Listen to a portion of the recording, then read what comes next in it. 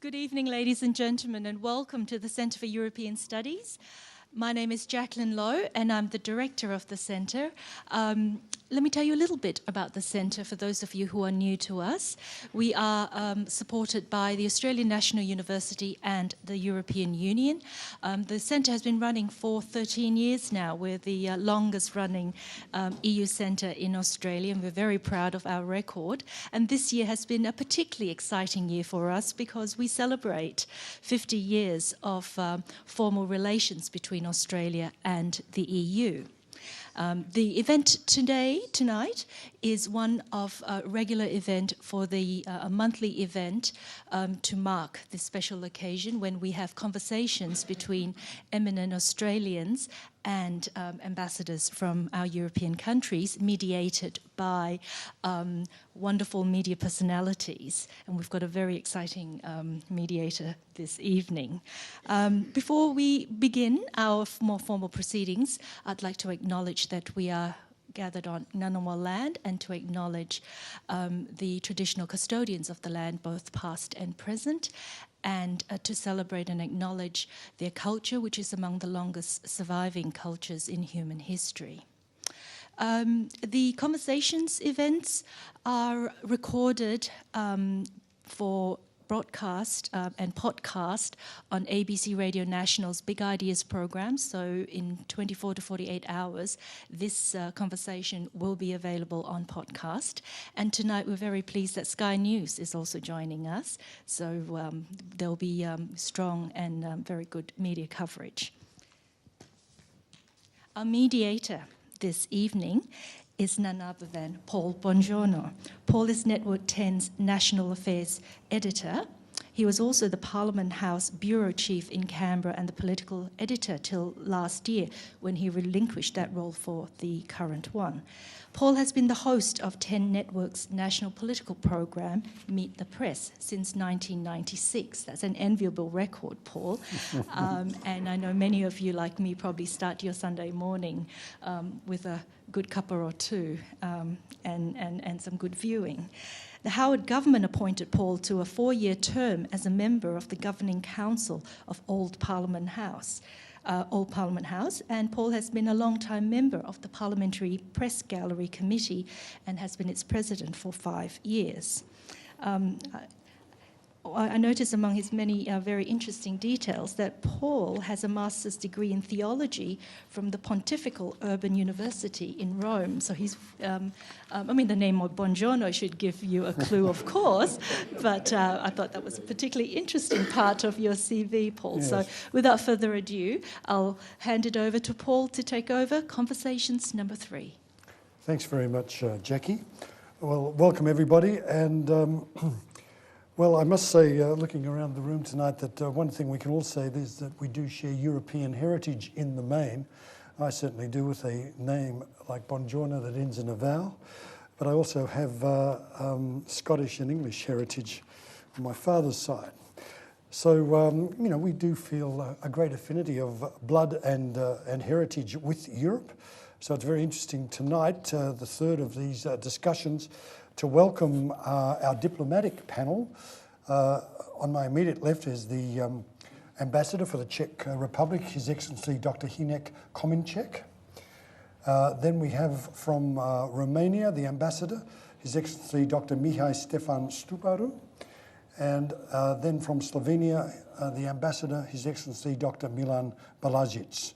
And if that panel isn't distinguished enough for you, we have a distinguished Professor of Political Science from the ANU, Professor Ian McAllister, and he will share his insights and overview with us tonight. So maybe if we can start the conversation by noticing that all 3 countries represented here are, if you like, latecomers to the European Union, with very interesting and one might say disturbing histories in their certainly post-World War II history, emerging out of communism into democracy and then into the European Union. So I was just wondering if I could start off with you, Hynek, from the Czech Republic. The transition from an authoritarian, totalitarian state to a democracy and then into the EU.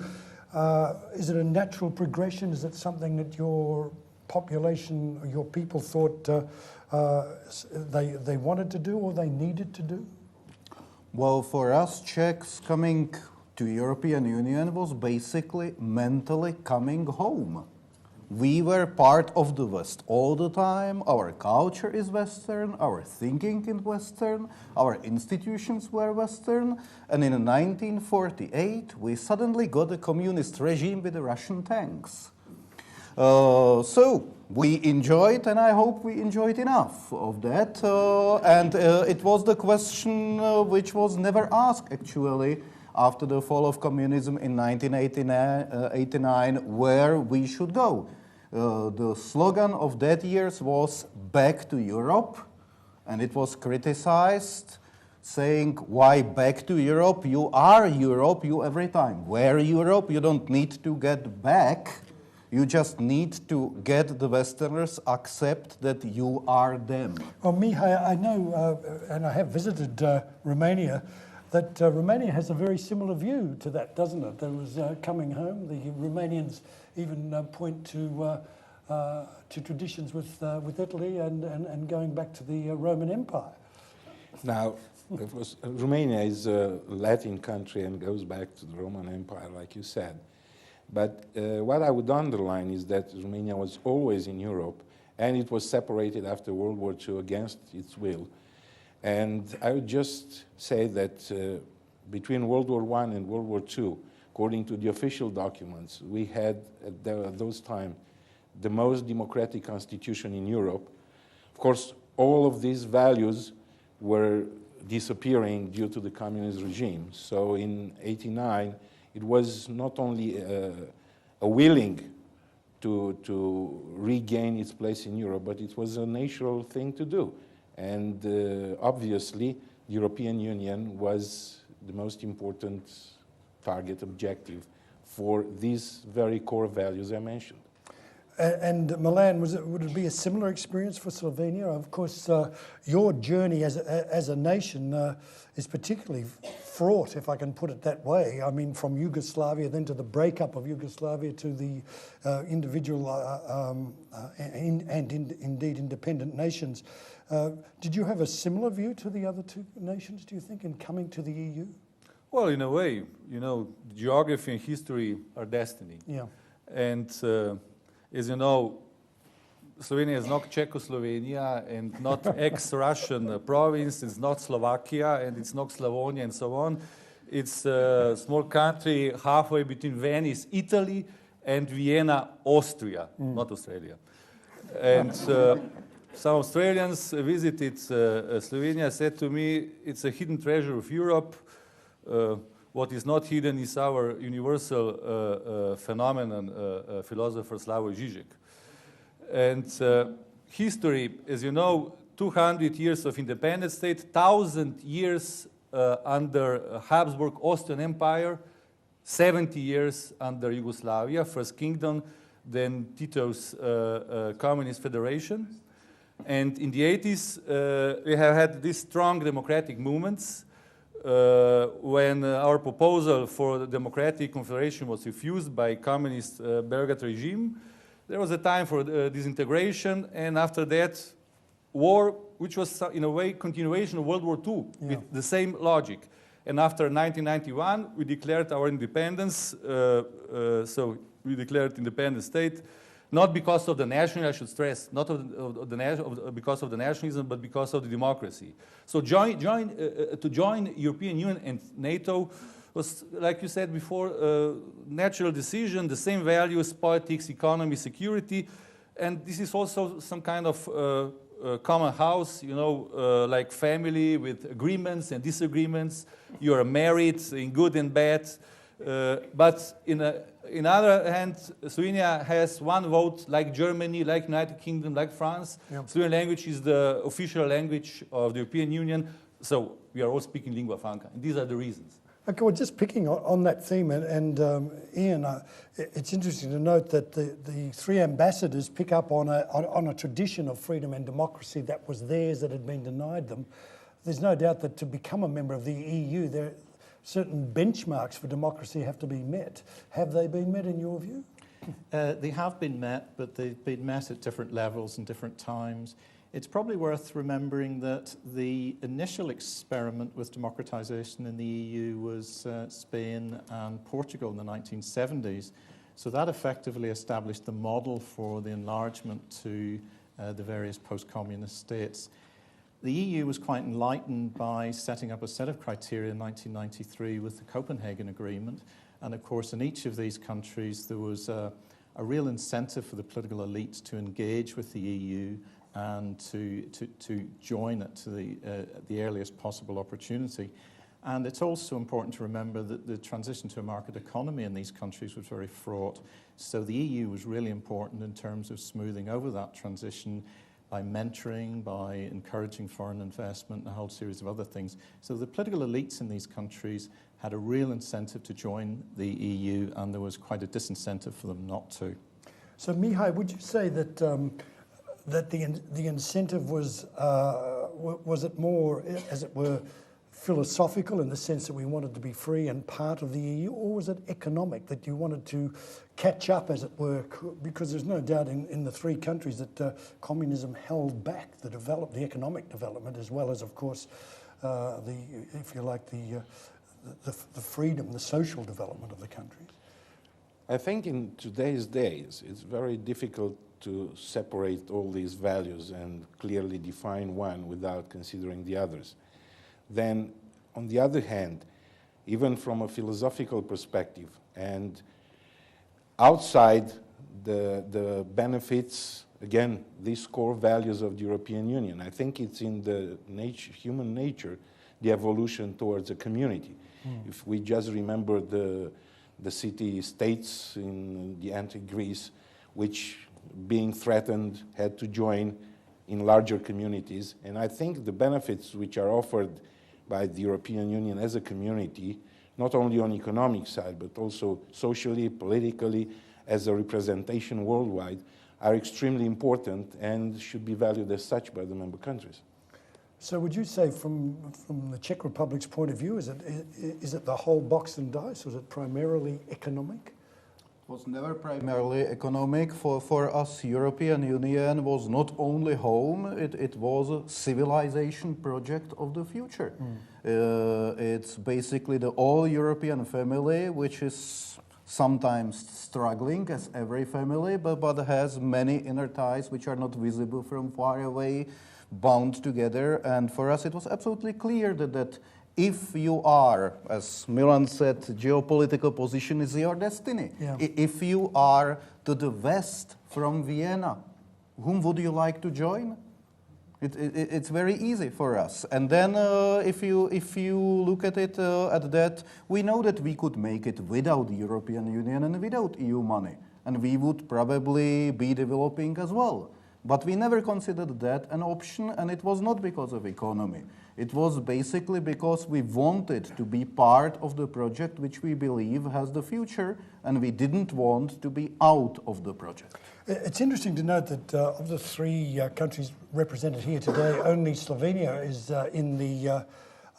has the euro, is one of the 17 euro countries, although the Czech Republic and Romania, I understand, have applied for it. Slovenia now, has it rethought whether it should be, in the Euro Union, using the euro as a currency? We have all the discussion about the so-called euro crisis. Well, I should say that the euro crisis is just a symptom of something else, which is deeper than that. We agree in a financial and economic crisis, crisis of Eurozone, but the euro crisis is a symptom of our broader problem, which is called liberal capitalism with human face.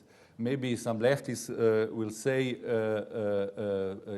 a system of morning greed and afternoon charity. But there are probably not just answers in this concept of capitalism and democracy, but also questions. For me, today's utopia is that everything will go on like today without serious reforms of structural malfunctions of the system, and we need new inventions, new innovations. And there's also another reason, which is very important for Europe and probably for all of the West, led by US and European Union.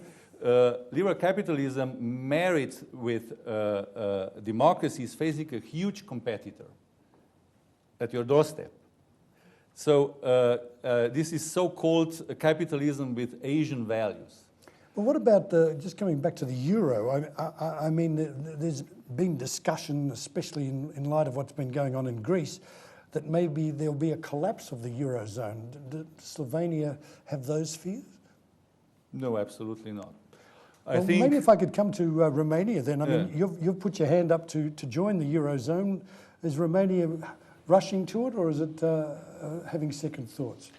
It's not the idea of a rush. I think this is a decision which has to be taken according to all the criteria which defines it, and which are set by the European Union for that.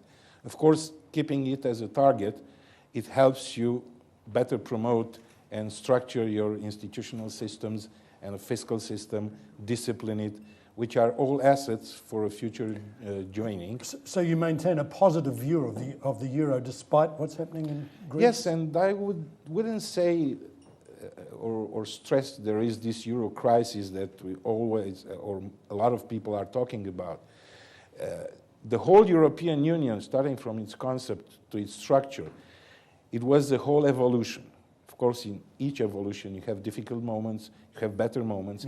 And I think, in spite of all the difficulties that the Eurozone is going through, there are some very good and positive things which were done to discipline and strengthen the euro. And I personally think that euro will come out very, very strong out of this. Well, are the Czechs of a similar view? More or less. As you know, we still do not have euro. We will have euro.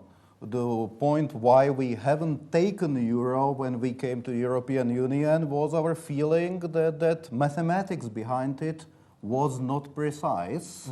We were proven correct. But even in that stage now we say, yes, we believe in euro. Euro will survive it. It will be a strong currency. And once it is, we will be so happy to have it.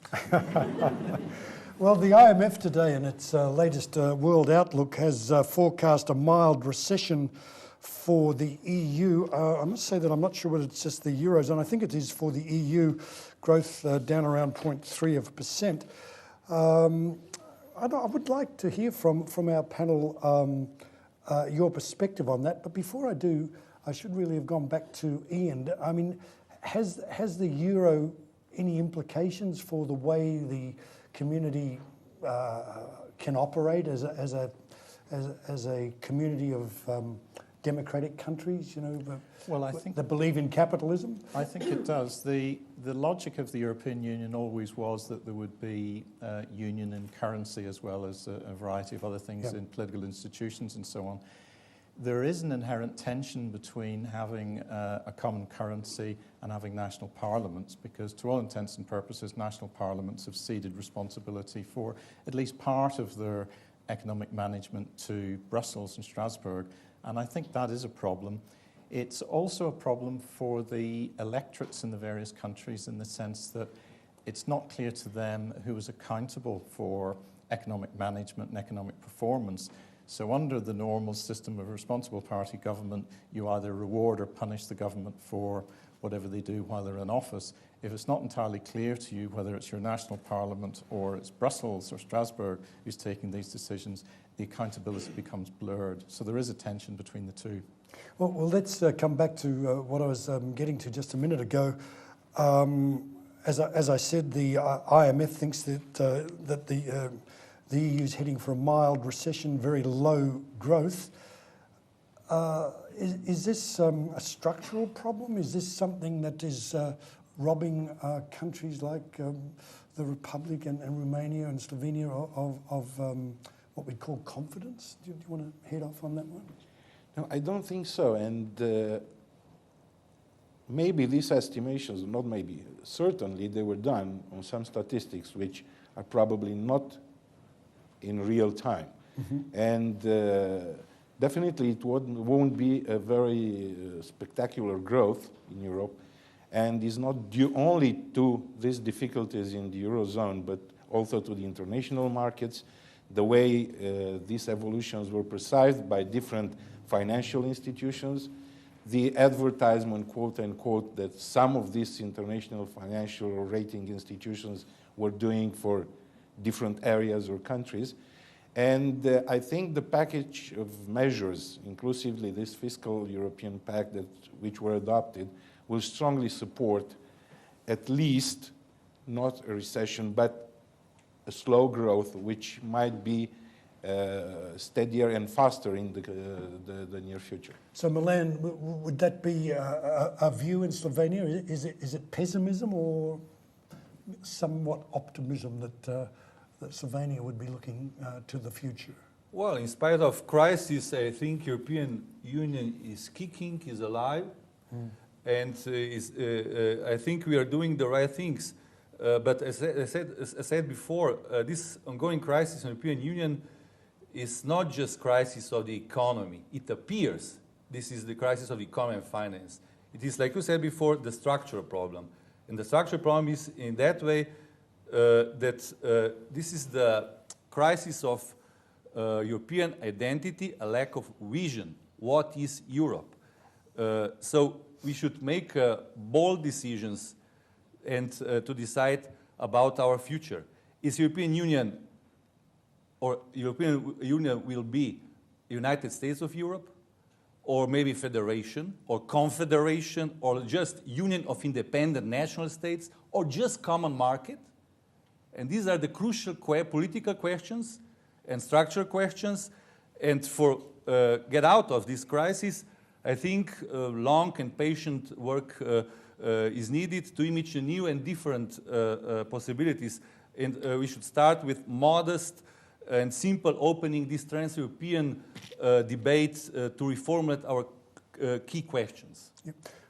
What's your view on this? Is the United States of Europe a goal? Is that where the EU is heading? Is there pessimism or confidence in the Czech Republic going forward, economically and otherwise? Well, if we are going to United States of Europe or not, it's probably the most hotly debated question on the Czech political scene. On the left part of the spectrum, you would have people who already live in United States of Europe. On the right-hand side of the spectrum, you would have people who would fiercely deny it will ever come to the existence. So that's the political debate I cannot go on. But as for the optimism, I think we are mildly optimistic. And at the same time, our mild optimism is based on very hard data. In 1989, we had GDP about $500 million of the Czech crowns. Today we have it GDP around 5 trillion of the same currency. If you basically change your standard of life from Soviet satellite state into something what, according to Human Development Index of United Nations, has a living standard higher than the United Kingdom, and you do it inside the European Union with all the troubles of the European Union, tell me how many people in reality would love to have these troubles. Good point. And Ian, so as a political scientist, have we got a political Spain? And I think a lot of the reasons for that come back to the transition from communism in 1990 and the fact that these countries effectively had a blank sheet to start doing things from the bottom up. So, for example, they have much more flexible labour markets, they have lower wages, lower overheads, and several of the countries adopted a flat tax, which I'm always very attracted to because it would get rid of the whole accountancy profession in one fell swoop. But all of these things have made the economies perform a lot better than a lot of the established democracies. So in a sense, they've had a chance to start again, haven't they? Absolutely. Look, there's an issue that exercises my mind as a political journalist in Australia. And we were reminded today we're 10 weeks away from introducing a price on carbon leading to a carbon trading market. And of course, the EU, I understand, has this already, although if you listen to some of our politicians in Australia, no other country on earth has carbon trading or a carbon price. I'd just like to get the opinion of the ambassadors here on what's your take, I mean, of the sort of discussion we're having in Australia? For example, in the Czech Republic, is there acceptance that man-made global warming needs to be addressed, and putting a price on carbon and having a carbon trading is not a bad way to do it? Czech Republic is part of the European Union, so we share the opinion of the European Union. Willingly? And here it comes. Of course, our president Václav Klaus is one of the leading skeptics he has visited this country. on the climate change.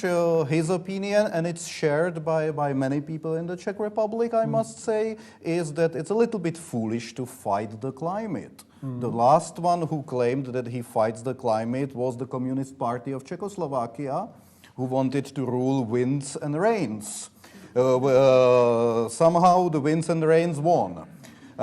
So we believe that we must address this issue, and we believe that the science behind how to address this issue is not really fully established. But we adhere to the common policy of the European Union with a reasonable Czech level of skepticism over mathematics behind it.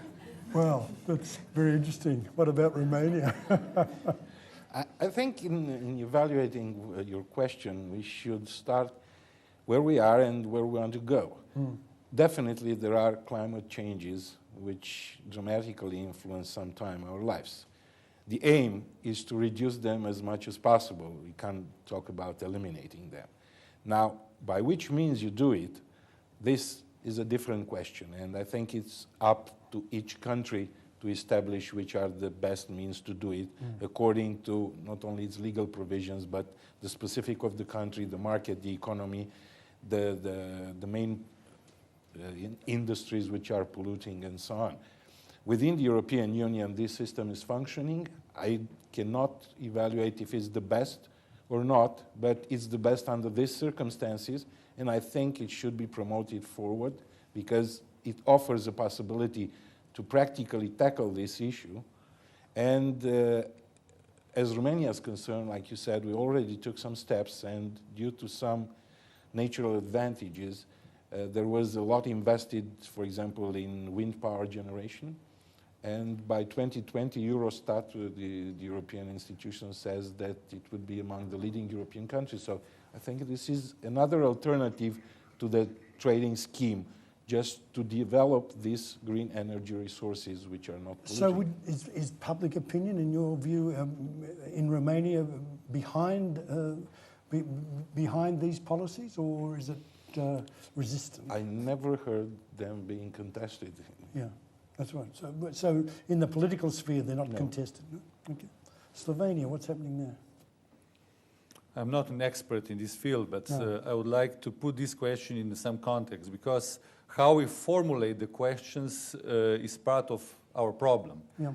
And unfortunately, there are no fast answers and easy solutions to climate change problem, because we are approaching, in a way, to deep deadlocks. This is not just, I don't want to be apocalyptic, but I will say, Houston, we have a problem. So first ecology, like we said, and climate change, then economy and social divisions, after that segregation and political extremism, and biogenetics, I should mention, and ethics and so on. And there's also a problem, a loss of substance of democracy in the European Union, a lack of European democracy, which is filled with anti-immigrant, nationalist parties and movements. And this nationalism is not from the past, it is the postmodern answer to globalization process. So our problem in ecology, in other questions, is that we are changing in a way that nothing will change. And so I think we should start, our starting position for the reforms should be to switch our perspective, what is possible and what is not possible. But are you saying there that, that as far as the Slovenia is concerned, it's being imposed by Europe on your country, the way in which you're responding to global warming and to carbon trading? Not at all, not at all. Because we are part of this market, we are dealing with these quotas and so on. And unfortunately, we got also one nuclear power, so we got very clear energy, clear quotation. Clean nuclear power. That's right. That's a debate we're not quite game enough to have in this country at the moment.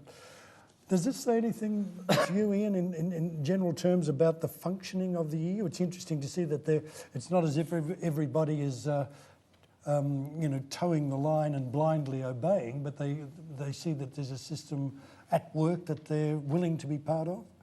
I think it does say something about the EU, and probably in two ways. One is, once countries have agreed to become part of the EU, they have to accept the rules and regulations and the policies and so on that are put forward by the central organisation. Now, that not only covers things like climate change, it covers human rights, security, employment conditions, and so on. So unless a country is prepared to actually oppose the EU in some way, then it has to accept a lot of that. So I think that's one part of it. Well, as we said earlier, these three countries are, late comers to the EU. But once you're there, you get to vote in the Parliament. You then have a say in these policies going forward. You do, but there is a tradition in the EU of reaching consensual decisions. And certainly, particularly for these countries, the influence they can have in the EU is probably, in the EU Parliament, is probably rather limited. Certainly France, Germany, United Kingdom are the countries that tend to determine policy direction in a lot of these matters. But it's probably worth saying that the whole issue of climate change and carbon pricing is not such an issue in Europe because it's at a much lower level. And of course, large parts of Europe are dependent on nuclear energy, which is free of carbon emissions. So it's not such an issue there than it is here, I think. Yeah, Mihai? I just wanted to point out that it's not only a quota of representation in the European Parliament that influences this, is the willingness of every country to support this common policy. In terms, even if Romania is a newcomer, joined in 2007, according to its population, is the 7th country in the European Union as representation in the Parliament, according to the criteria that constitutes the Parliament. And it's not a problem here of forging alliances of countries which are against or which are favoring this. It's the problem that agreed upon this issue that is the path to go. Again, I don't say it's the best, but it's the best for the moment. The countries are voting accordingly. So that's what I wanted to point out in terms of parliamentarian tackling of the problem. So it's not important who is writing the master's degree, and the important is who is your mentor. Yeah. In our conversation earlier, Hynek had an observation on the fact that the Germans now look like they want to move out of nuclear power, which doesn't upset the Czechs at all. Why not? Well, we have a significant part of our energetics sector based on atomic energy. We will build new atomic power stations. Even now, we are the biggest exporter of the European energy inside the European Union. So we respect German decision. And you respect, but you suspect that you'll be selling nuclear power back into Germany. Well, I think so, and it will be for the benefit of both, because we are hugely dependent on the German market. If 80% of your investments come from Germany, basically the connection between Czech and German market is that if Germany slows down, we do not feel it in 2 minutes, but in 20 for sure. So we hope Germany will be flourishing and needed a lot of energy for it. So do you suspect that the windmills that they're building won't produce enough electricity for them? Will it be electricity which will be economically sustainable? I understand that's the issue we must approach, but somehow it's contradicting. We know that there is a way to the clean energy without the carbon tax. It's called atomic energy. And if we take one of our hands back and then the second hand back, well, it looks to me that you have no hands then. Well, I'm sure that Australia will be more than delighted to sell you uranium for your nuclear power. Look, there's another issue that's a bit burning and I'm very interested in, and that is, yesterday I was in the High Court, where we have what we're told is world first legislation being tested, namely the plain paper packaging of cigarettes. And it does surprise me as an Australian when I visit Europe to see that you can still enter many smoke-filled rooms. And I'm just wondering, and I did notice, by the way, that the Germans had an observer there, the German embassy, as did the EU. And I'd just like to get the ambassador's views on how you see this debate in Australia, how you see this movement. Apparently, the Brits are a bit interested in what we're doing and may follow suit. Is there a similar view in your countries to trying to convince people that smoking is a bad idea? Maybe we'll start down with you, Milan. Well, that's the hard one now. I don't know, maybe I should start with this, that European Union is not just, this blue flag with 12 stars and European anthem, fourth movement of the Beethoven Ninth and so on. It's also a common European identification. And this is idea, okay, these big ideas, equality, democracy, human rights, so on, specific Judeo-Christian tradition and culture. But when we are talking about culture, and smoking is one of the cultural problems and issues, probably European culture is more liberal than in United States, in Australia, because we got some, what should I say, culturalized remains of vulgarity, which is smoking, against tyranny of decency, which is your question. So I think this will be another matter to argue within European Union.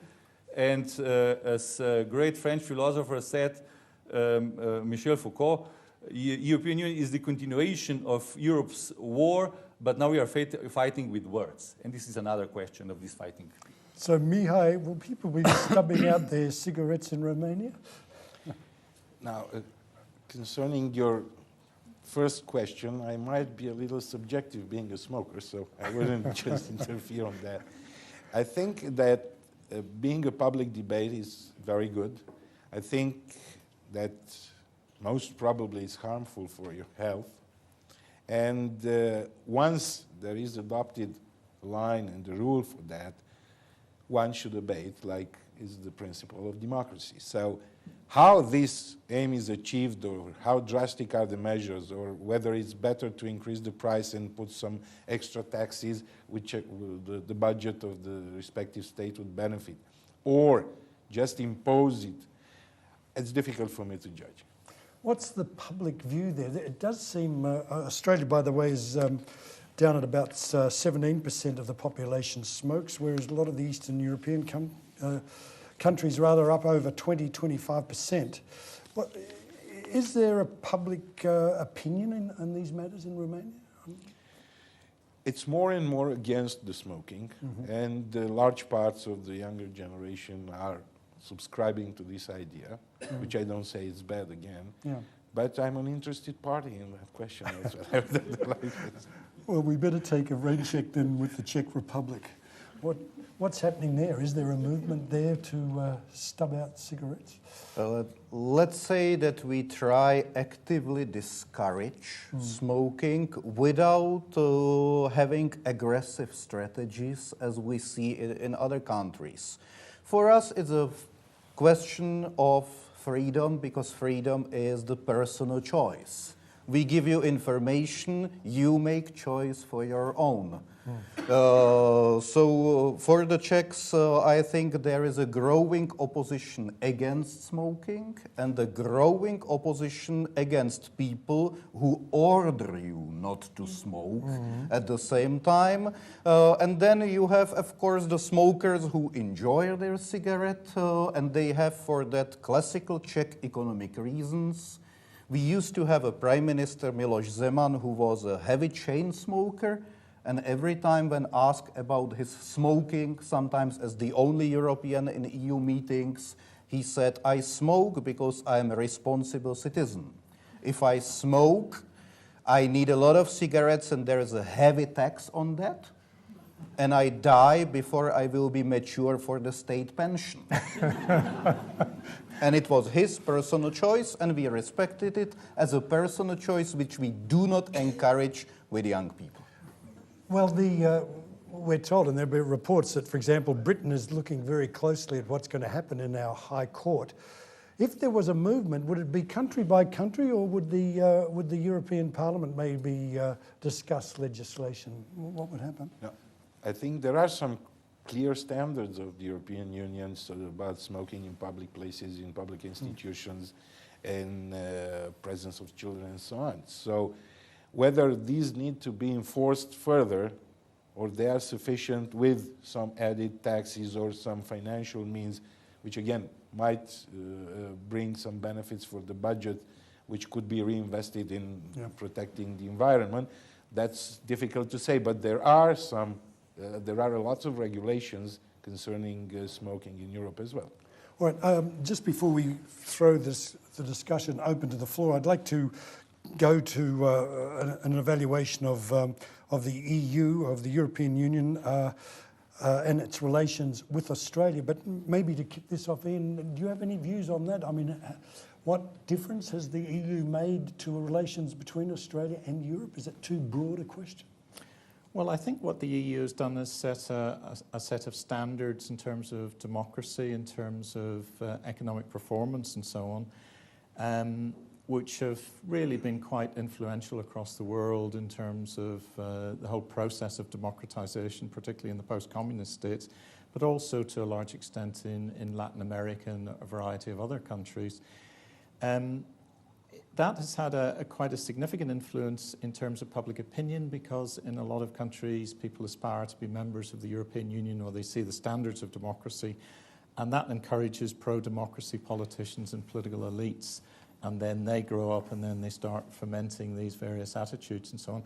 So I think the sort of the intellectual atmosphere and the policy atmosphere that the EU has set in train, which has been promoted through enlargement, now 27 countries, I think has really been significantly influential. And if we look at the range of countries that have become democracies over the last 20, 30 years in what we call the third wave of democratization, by far the largest proportion of them have been European countries, and I think that's no accident. It's a tribute to the EU and what it's done. Well, there's no doubt already the 27 countries account for, according to the CIA website today, 500 million people. That's a very big market, and obviously will influence the way in which Australia deals with that market, just on the simple level of trade, of course. Then it maybe comes down to security issues, with discussions now of Australia joining NATO, which I find is a very interesting discussion. But I'm just wondering then, coming back your way, Milan, how do you see the EU influencing relations between your country as a part of the EU and Australia? Well, all of three here are hard-working men, and every day we are doing on this plan to improve our relations, to develop our economy, political relations, security, and so on.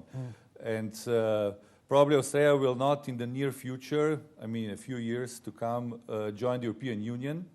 So then this is important to say that I am a big admirer of this year's signing of this overall network agreement, probably in late autumn or something like that, which will cover for the first time in this long period the whole range of relations between European Union and Australia. And this will be a fine foundation for our cooperation.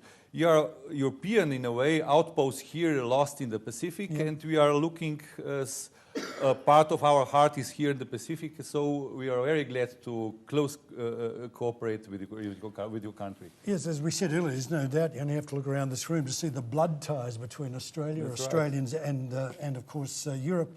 Mihai, has there been an enrichment in your view of, say, Romania's relations with Australia as a result of your membership of the EU? How has it altered, if it has at all, the relationship between Romania and Australia? It is, and I think it will further be, because as part of the European Union, I mentioned at the beginning, you have a lot of obligations to fulfill, but also some benefits. And the possibility of representation and making your voice listened as part of the European Union is much better than simply on bilateral basis. And this is not only to promote simple trade or an economic cooperation, but to acknowledge the progresses you made, to acknowledge the environmental, economic and business climate in your country. And just in the last years, there were more than 3 Australian companies who invested substantially in Romania, especially in oil and gas fields, offshore and onshore. All this, how should I say, advertising for your country would have been much more difficult to done on a simply bilateral basis than part of the European Union, where standards and the criteria are regulated for all countries, so the potential investors know that they will have the same climate all over the European Union. Well, Hynek, what's the Czech perspective on that discussion? Definitely, it helps us to be part of the European Union with Australia. Australia and European Union are the most natural partners in all the spheres, political, economical, culture. Who else should be that close as we are? And basically for us it's immensely important because if you imagine that one of the biggest items of our export to Australian market, surprisingly, I will say it, the Czech export is Danish Lego and German Volkswagen. So definitely it helps us a lot, and there is one psychological aspect we should be aware. If you come from the Czech Republic, sometimes you are still seen that you are coming from the wild east. Once you say you are European Union, people finally have a look at the map and find that Vienna, Western Vienna, is a few hundred kilometers to the east from us. And being European Union is final certification for us, for unbelievers, that we are who we are. We are Western Europeans, we are Europeans. What do you think then of Australia maybe looking to Asia rather than to Europe, or is that a false dichotomy? I mean, basically the globe is shrinking, and while we can look to Asia, we can't really turn our back on Europe, can we? Oh, I think it's a public debate in Australia, which I tried to summarize that Australia tries to become Asia without having Asian inhabitants. Basically, that's a squaring the circle. And you will have one trouble which is still not addressed. Who takes Australians as Asians in Asia? Okay, I just, the word you used there was, is it without having Asian inhibitions or Asian inhabitants? Inhabitants. Inhabitants. You simply try to be part of Asia, which will be predominantly populated by former Europeans. Okay. Well, that's quite provocative. So, I know. So I think it's your turn now if you'd like to join the discussion. Oh, sorry. Yeah, Mihai, please. Yes, go ahead. Concerning this question or statement of yours, I don't think that we should see it as a competition for Asia. And I think it's very well known that Europe is not only the major economic and trade partner to Australia, but it's also the second largest donor for assistance programs in Asia and the Pacific, next to Australia. So I think Just these two areas give you an idea of the cooperation that can be unfolded for the benefit of both Australia and the European Union in this, what is called the Asian century. So Milan, it looks like Australians and Europeans will probably meet each other in Europe, in Asia, doing business at least.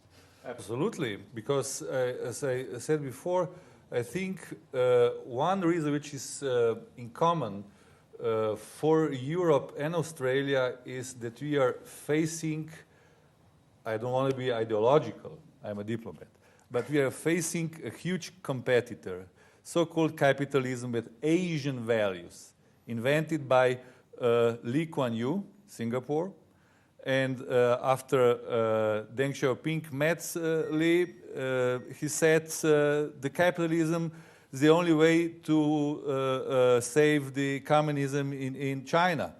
Some people today say vice versa, that the communist China should save liberal democratic system and capitalism here, but I don't think so. What is important for Australia and Europe is that that fact that capitalism with Asian values is the end of historical marriage between capitalism and democracy. We are talking about authoritarian capitalism, and in the near future, I don't see any prospect that this will change like we used to be before. In a way, you know, capitalism develop, and there is always emerging of democracy which go hand by hand. This is not the case, and we should talk about this more often. Look, that's a fascinating thing. Maybe a quick comment from you, Ian. It is true that many people thought that if China, for example, liberalizes economically, that it will not be able to resist the pressure to also democratize. But so far, it's being resisted. No, I think that's right, and we see no great steps towards democratization in China. One of the interesting things about the various Asian countries is that they've been very good at adapting themselves politically to different conditions, and we've seen that in Singapore and Malaysia and a variety of other countries. So I think the point that was made earlier, that we shouldn't see this as a competition, given Australia's geographic location, our ethnic makeup, our trade linkages with a whole variety of areas of the world, we have to be as open and relatively unaligned as possible. Okay, well, we've squared that part of the discussion, so it's your turn if any of you have a question or a contribution, a comment. Look at that. Yeah. Oh, there is a microphone, yep, because we're recording this for posterity. Thank you very much. I'm a European myself, a visiting fellow here at the Europe Center.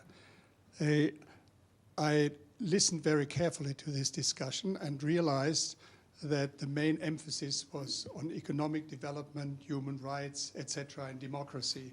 But what has not been touched at all is the question of security. And my question goes in this direction because the European Union in the last decade or even longer has tried to develop its own foreign and security policy and defense policy as well. And since there are crises all over the world, I mean, I don't have to mention them, which go beyond the European Union, beyond Australia, what do the ambassadors think? Will they be secure as members of the European Union, or in the last resort, will they have to turn to NATO to preserve their security? Would you like to lead off? Well, I think we feel secure in the European Union. First of all, we feel secure politically and economically, which is linked with the defense. We are both members of EU and NATO, and we believe that the defense capacities of Europe will have to be growing significantly. We hope there will be enough money for it. We hope there will be enough of unity inside Europe for it, but we are living in a little bit unpredictable world, and we Europeans must be ready to stand for our values. Simply, if you do not do that, nobody takes you seriously, and 500 million people with that tradition deserve to be taken seriously, and it has security implications. Security, it should be defined. We were talking about internal security, food security, energy security, or the threats from the outside. Now, in all these terms, I think the approach of the European Union is a very good one, and it started with the Barcelona process and is continuing, for example, with the Union for Mediterranean. And I don't think the term or the concept of security should be reduced to a balance of military power, but to the means, the projects, the programs, and the incentives which are offered to countries whom you want to meet your values and the criteria for the same approach to be as like-minded as possible to do so. And I think the European Union is very equipped to do that. In terms of military, of course, that NATO represents a guarantee for most of the European members and not only. But I wouldn't tackle that issue only from that perspective. Milan? I have nothing to add. Like my colleagues are perfect, so I agree. Like in European Union, when you agree, you just vote. And Of course, the original concept, the original impetus, of course, for the European Union was those two great statesmen, Adenauer and de Gaulle, and basically it was about burying the hatchet so they'd be at least secure from each other, I guess, moving forward. Any other concept? Yeah. Could you wait for the microphone? I'm sorry. We need to record your voice. Well, my name is Hans-Dieter Klingemann. I come from the Social Science Research Center in Berlin. I have a relatively simple question. You are now all members of the European Union, and obviously this is where you feel you belong. My question is, whom are you missing? What is your perspective on further enlargement? Are you missing you Slovenes, your Serbian brothers? Croatia will join. What about the other Balkan countries? And what about Turkey? I wonder what kind of a calculus or criteria you would have for that over and above the Copenhagen ones. Thank you. Milan, perhaps you should lead off on that one. well, it's thank you for this another big one question. I mean, I remember after the fall of the European Constitution in 2005 in France and in Holland, it was frankly about entering Turkey at that time. It seems that we don't have, like I said before, a vision of Europe who will mobilize people. Not just in these terms of democratic pragma, we need politics. And so we need a new definition of Europe in this security, economical, political terms. And enlargement, absolutely, we are advocates of the Balkans because we don't want to have the black hole on our border. So it will be good for these nations, for Croats, for Serbs, for Bosnians, Macedonians to join. Within this process, they will adopt every European values and laws and acquis communautaire and so on. And in the end, this is the solution of one of big problems of Europe. But as you said, you are from Berlin. Just a little remark to say, I think Berlin is the place on earth in Europe, accidentally, where is the most significant place to tell that these 20th century models are out of date of European Union and also the concept within European Union. I mean, social democratic welfare state, conservative corporatism, communism, fascism. After the fall of the Berlin Wall, we got this Fukuyama dream, end of history, just spreading liberal democracy and capitalism, a little more or less Keynes or Friedman, and this is it. But now awakened, this was just a narcissist fantasy, and these are the answers. And in the end, I would like to just stress this, that in Europe we need this, another German great philosopher, I love him, Immanuel Kant's Kantian public use of reason, and to go with the flow with this debate, what to do in this question of enlargement and all other issues I mentioned today. Well, Hynek, from one of your earlier remarks, you'd be all the way with Kant, wouldn't you? In terms of public use of reason, is expansion the way to go? Should Turkey and the Balkans be embraced and welcomed? I think it's basically a question which is focused on Turkey, because we all feel that the rest is more or less non-problematic. Now, with Turkey, we played that long that now we are in the position that we probably would need the Turkish budget, but the Turks are not interested. So basically, we believe that Turkey should be the member of the European Union once the criteria are met, and we should be very, very precise about criteria on both sides of the negotiations. Yes, but we believe that at the end, Turkey will be member of the European Union. I don't know if the full-time member, part-time member. It very much depends what the European Union will be looking like in 20 years from now. But I believe that Turkey will have to be there, and we both will be glad. Well, Mihai, it will challenge, will it not, the Europe's view of itself. It was interesting to hear the three of you earlier in expressing why your countries wanted to join the European Union, because you felt historically you were European, whereas historically Turkey was not European. And if you ask Pope Benedict XVI, he'd say they're not even Christian. And therefore they shouldn't be part of the Christian heritage of Europe. Now, I should first answer the distinguished visitor from Berlin, and I think the simple answer can be found in the steps which were already taken by the European Union concerning enlargement. And all definitions, criteria, and regulations are there, and they were adopted by consensus of the European members.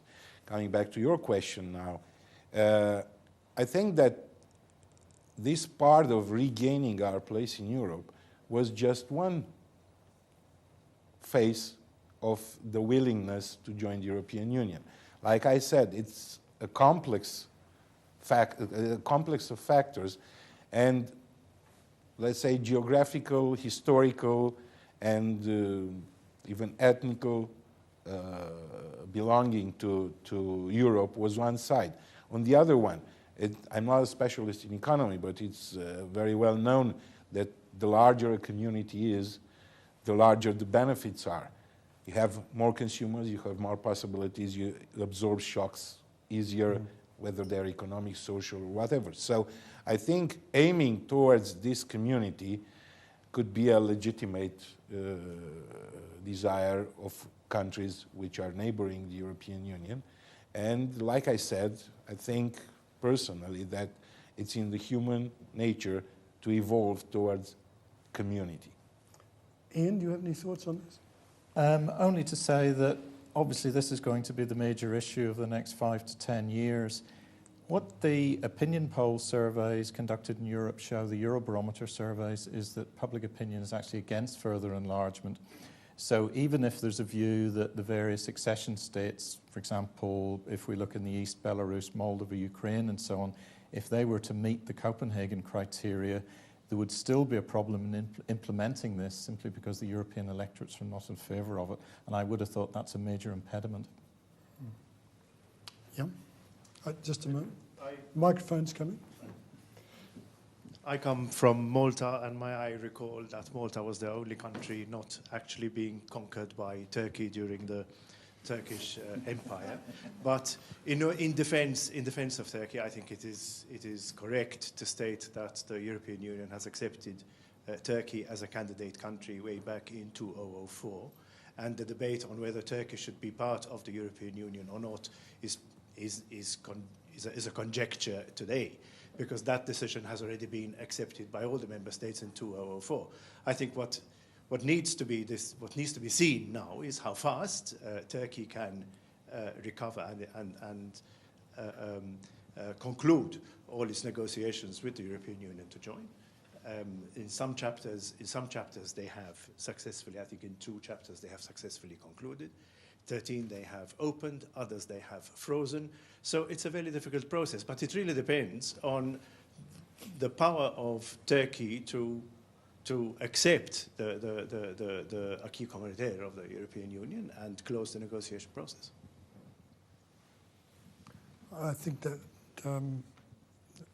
anyone else want to add to that? Yeah. Oh, no, we're happy to open out in a new direction. Thank you. My name's Anna George. I'm a former diplomat. I think one of the areas that Australians don't really appreciate enough the role of the EU is in the area of the EU setting standards, regulations, consumer issues. I think they make a tremendous, that's a process that they really are ahead in global terms. And I think it's an area that politically Australia straddles both, looks at the EU but also looks at the US and often falls on the US side in terms of some of those trade-related issues. And I do think that the EU needs to perhaps promote much more the values that it brings to things like food standards, like nanotechnology. You're the first in there to try and look at new technologies and see the complexity of them and start to regulate them in ways that, and this is without blocking anything, but to try and make sure that the health of citizens is protected. So I do think it's something that Australians don't understand. The REACH program is another one that Australians don't really understand as much about the EU in that sense as they perhaps should. And I think there's a tension between where Australia sits between going towards the US, particularly in free trade agreements, or moving towards the European line in some issues. Yeah, that's an interesting comment which ties in with something that Ian actually said before in terms of the benchmarks and the values, and the ambassadors have referred to them. I myself would prefer them to follow Europe than America. I actually think that the Enlightenment has taken root in Europe more than it has in America. Does anyone have a comment on any of that? Congratulate you on your decision. Full hands. Okay, there are no Americans here. Yeah. Dennis Alexander, I'm probably the first 6th generation Australian to ask a question. And it harks back to Milan's early comment about a lingua franca. Nick Osler, a UK linguist, has called English the last lingua franca. And he alludes to a number of issues with using it as a lingua franca, even in the European Union. One of which is that it's used to smooth over a lot of semantic differences that then have to be explained to your respective populations. How do you find that in terms of translating it back as ambassadors? Maybe we'll start at this end and we can go through. So basically, if I've understood it, what it is... There's no word-to-word correspondence between English and any one of the languages up there at the moment. But English isn't the official language of the EU, is it? I mean, they're all the official languages. They are all official languages. In fact, when you go to Brussels, you have to wait for about half an hour while they go through all the languages. 14, yeah. Just clarify your point for me a little more. Are you concerned that English is the de facto lingua franca? Or? Well, it's not the de facto lingua franca. In linguistic terms, it is the last lingua franca. It's the one language that is spoken by more people across Europe than any other language within Europe. That's not true. No. German is spoken more than English, but is it not true that is English the language of finance, financial transactions? Maybe not. Anyway, let's hear the ambassadors. Milan, do you have a view on this? I have my personal views I do not want to share with you, but in a way, you know, it was always this triangle in Europe. Germany as this philosophical, ideological, mountain of Europe, then France as political mountain of Europe, and then England is economical. And in a way, I should say, after the World War II, the merchants, the technicians won, and the language of merchants is English language. And after that, English spread all over the Europe. I remember we learned English language in the 60s and 70s in the communist state. And this is the legacy. Nowadays, probably kids are born with English language in all the European states. It's a common, I should say, culture now. But I should say that's also in use French language in Brussels, in European institutions. It's very common that we speak in French language. Mihai? I think that just establishing and convening that all member states' languages are official languages of the European Union was just one part of the whole criteria underlining the equal status of the members, and the fact that English was spread due to internet, to financial, to economics, I don't think should necessarily be seen in a conflict or as a consequence or as a cause for this status. Coming to you, Hynek, I think one of the points that the gentleman made was that, I guess your premise was that English was being used in this way and therefore was somehow adding to complexity. Is this right? I think, yes, that's pretty well right, but it also goes to the notion that it is a de facto lingua franca, and these ambassadors are in that linguistic environment, and they've got to explain back to countries where English is widespread, but perhaps at very different levels of facility and fluency. You know, for Czechs, we have no problem with English, we have no problem with German, because we have a country where in a bad year comes 3 times more tourists than to India.